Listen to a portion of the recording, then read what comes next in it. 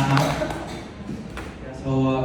Good morning, teacher in the committee and everyone in the room. My name is Ngày Vũ. I'm studying International Business Administration 61A class. And today the topic I'm going to present about is the risk management in international payment services at commercial your stock bank. Okay, for the table of content, I will go to chapter 1, theoretical framework of risk management in international payment services. And chapter 2 is the current situation of risk management in international payment services at AB Bank from 2019 to 2022. And the last chapter is about my recommendation for risk management in international payment services at AB Bank until 2025. Okay, and in chapter 1, we will focus on 3 indicators to evaluate the effectiveness of the core of risk management in international payment services at AB Bank. The first indicator is the risk ratio in international payment service. The second ratio is the risk ratio among international payment methods.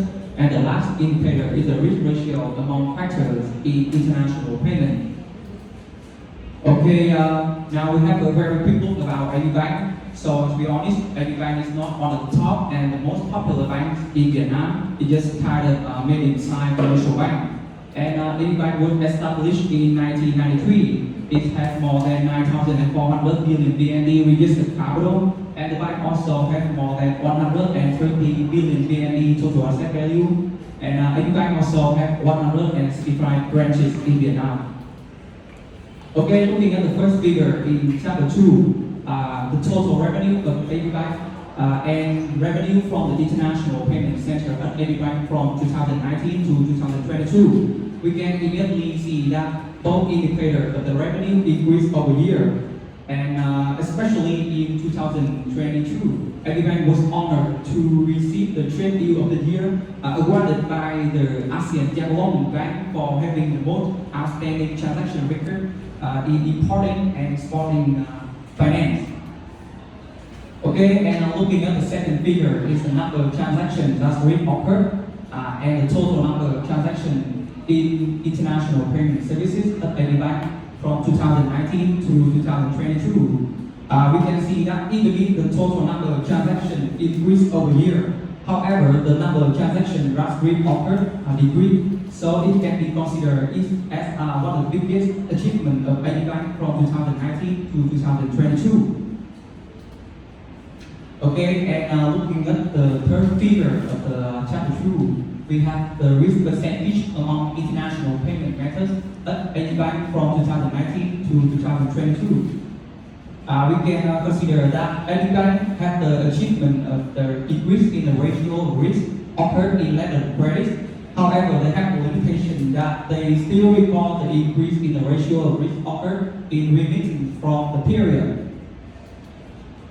Okay, and looking at the last figure in chapter 2 is the risk percentage among 4 main factors at AB Bank from 2019 to 2022. The 4 main factors is client, bank officer, political factors, and economic factors. So looking at the figure, we can consider that AB Bank has 2 limitations. The first one is that they still report the increase in the ratio of risk caused by client from the period, and the bank still record a proportion of risk caused by bank officer. So after researching some kind of indicators and statistics in chapter 2, I can determine that AB Bank had 3 limitations from 2019 to 2022. The first limitation is that AB Bank still record the risk the increase in the ratio of risk occurred in remittance. And the third limitation is that the client have poor international payment experience. For the second limitation is that AB Bank record the increase in the ratio of risk occurred by clients. And the third limitation is that clients have poor financial management and business capacity. And for the last limitation is that AB Bank still record a proportion of risk caused by the bank officer. And the third limitation is that bank officer have poor international payment experience. So in chapter 3, I will provide my recommendation to solve the problem with these limitations. Okay, in limitation number 1, I have 4 recommendations. First of all, I think that AB Bank should build manual or share files about important notes and instruction for clients using international payment services in general and remittances in particular. I also think that a bank should advise clients to use the most suitable international payment methods based on their needs and specific situation. According to Professor Cho, client and the bank should consider the relationship between the importer and exporter, the characteristic of the partner market, the characteristic of the good, and the characteristic of the payment method. I also think that a bank should advise customers to make a request for bank guarantee in international payment to avoid payment risk, especially for high-value contract. Okay, and the last recommendation for question 1, I think that a bank should advise customers to add the penalty rate provision for late payment after delivery or late shipment and make clear points on applicable legal provision in contract, arbitration, and dispute resolution. Okay, and for the limitation number 2, I have 3 recommendations for a bank. The first one, I think that a bank should regularly should require clients to provide sufficient paperwork for importing and exporting finance, because I believe that strict requirement for clients will have the bank reduce the risk from clients. Okay, I also think that a bank should review and improve the more strict client appraisal process. According to Professor Anthony Saunders, the comprehensive appraisal process should include the client financial capacity, the business plan, the collateral for debt recovery, client rating, credit risk, the relationship between the importer and exporter, and information about the goods. The last recommendation for limitation number 2, I think that the International Payment Center and the credit division of the bank should very closely incorporate in financing of import and export to reduce the probability of the credit risk. Okay, for the last limitation, I provide 4 recommendations for a bank. The first one, I think that a bank should regularly organize professional training courses to guarantee the qualification of their employee and improve their knowledge from the practices. Okay, I also think that a bank should educate personnel about the risk management mindset. So with the risk management mindset, the officer will be able to avoid uncertainty, causing delay, damage, or disruptions. Okay, for the third recommendation, I think that a bank really should develop an effective recruitment process that will ensure the qualification of employees, and I also suggest them to use the recruitment standard for every position in the International Payment Center.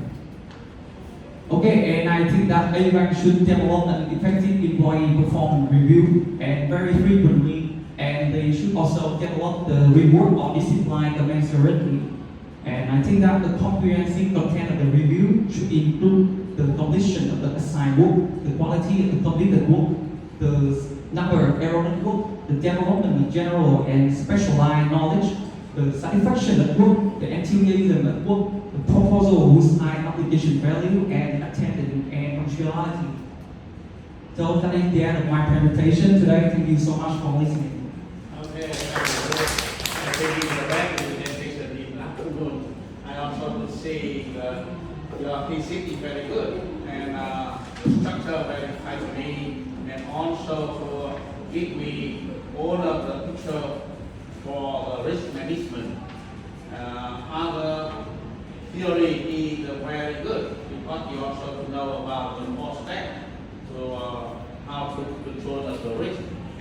And I only to have a little bit comment field to correct, because the solution you need to breaking the group limitation. You try to solving the reducing risk caused by some client or by staff is better, and also to realize that it is the negative and positive solution all the way. Sometimes you also to avoid, you try to avoid. Sometimes you also to solve it after they also to happen. To make the damage, you also to have another solution or for warranty, you know, because sometimes you need to avoid a bit by each word. But I couldn't see in your thesis any a little bit point you need to ask in your thesis to give your talk. And my question here is only to talk about the most risky that your bank to meet in 1922, and the solution, the best solution to have done for this, you know. Sometimes I just need to a little bit comment for some citation. You need to show me clearly, like page 82.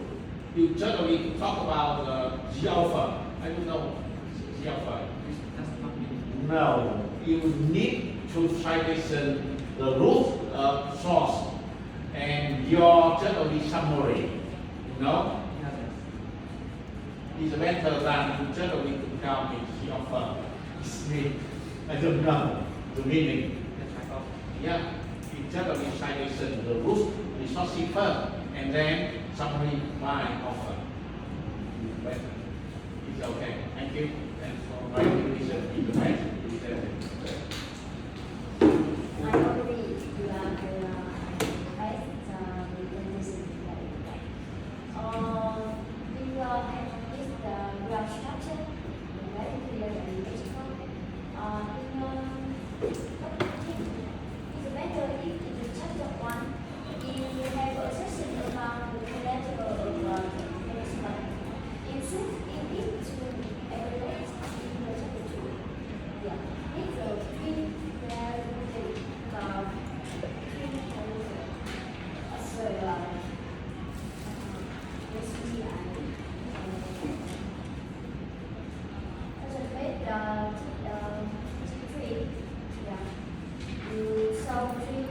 very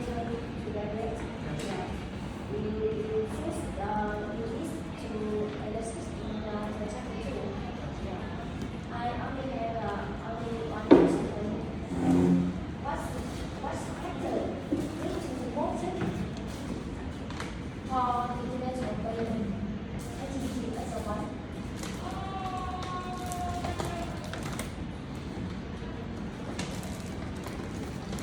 May I propose? Yeah. Yes. Good. So let's do it.